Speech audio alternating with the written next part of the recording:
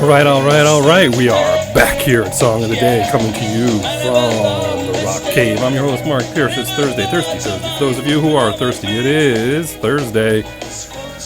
Back in the saddle. We did Big Head Todd and the Monsters at Red Rocks. As I said, we were doing bucket list conversation when we came back. Wanted to see a band in another country, to see a band at Red Rocks, to see The Cure.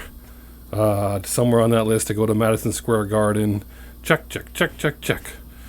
And so that's what we're talking about today. We went to see The Cure at Madison Square Garden a few weeks ago, and what a show that was.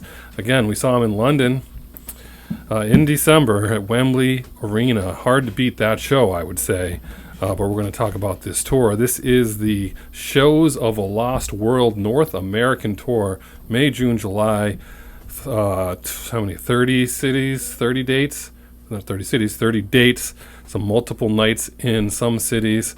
Only 2 cities with 3 shows, Hollywood Bowl and MSG. There's a place I've never been, Hollywood Bowl, for a concert, so maybe that's on the list next. And boy, they're doing some really fun stuff, some really cool stuff all around this tour, starting with getting the tickets. They really tried to get people the tickets out of the resale crowd. Did a pretty good job with that for the most part. I did get tickets for 2 nights. We saw the second night of 3 at Madison Square Garden. Better seats that night, so all I did was a week before log into Ticketmaster and sold my 3 tickets for what I paid. They were gone in 15 minutes, but you might be able to get tickets that way, since most of the dates are sold out, and with good reason. This band hasn't toured in a while, and they are just killing it. They're so good, and they are tight. The band is tight. They sound awesome. Robert Smith, and his voice is spot on. If you just basically would think you're back in the 80s, and they put on quite a show. 28, 29, 30, 31 songs, 2.5, 245 shows, and it is just well worth it, as mentioned in my first episode about this. You go to the show, lines everywhere for merchandise. The merchandise is not expensive. It's affordable. They're doing some really cool stuff with tour posters. They have event posters for that night that you're in town. The poster has that date on it, and they're changing the graphics up. Sometimes it's the same image in different colors, and then for the next night, it's a totally different image. Personally, some of them are hit or miss. Some of them, they're all cool, but as far as that's concerned, but some there's some are better than others. I really liked one of the ones that I saw for Paris, but really the one for Philly is probably the best one I've seen on the North American tour. So much so that I was like, Sarah, how long does it take us to drive to Philly so we can go see the show, and so we can get that poster. Maybe I'll post that there. But a bunch of different choices, and people just scarfing up the merchandise. It's great. And again, Madison Square Garden, never been there before. Comfortable seats. We're in the lower section on the side. I see why people go there for a show. If I only had one complaint about the show, is it was just hard to hear what Robert Smith was saying. We heard him loud and clear in London, and he talked a lot in London. Told a lot of stories about the songs. Didn't do that as much at Madison Square Garden, and when he did, we couldn't understand what he was saying. I think it was just their setup, because it can't be the acoustics at Madison Square Garden, but just something about it. Anyway, the acoustics were better at Wembley. But again, this show, awesome show, 29 songs, and they are mixing up their set list. If you go on there, a lot of things are in different order, but they do mix up some of the things. You're going to hear some songs you didn't hear another night. As a matter of fact, the next night at Madison Square Garden, they debuted 2 songs they haven't played on the tour yet. They did Jumping Someone Else's Train. Would have loved to see that. And that one usually rolls into Grinding Halt. They also did Killing an Arab, which is now called Killing Another. Again, that was a debut a while back in London, I think. They don't play it every show, but they brought that one back after a long hiatus. In London, we heard "Let's Go to Bed," where we didn't hear that in Madison Square Garden, and we didn't hear "Why Can't I Be You" in London. We heard that at Madison Square Garden. See where I'm going with this? So many hits. How can you do them all, right? They've done "Hot Hot Hot," which is a great song, only 2 times on this tour. They don't play "Love Cats." I think Robert Smith does not care for that song. It's the first Cure song I ever heard and I ever fell in love with. Raised My Girls on that one. They haven't played that since 2019, which they played once. And the last time it was on any kind of regular rotation was in 2016. But they are throwing songs. They're mixing things in. You're going to hear songs that maybe they didn't play the other night. That's great.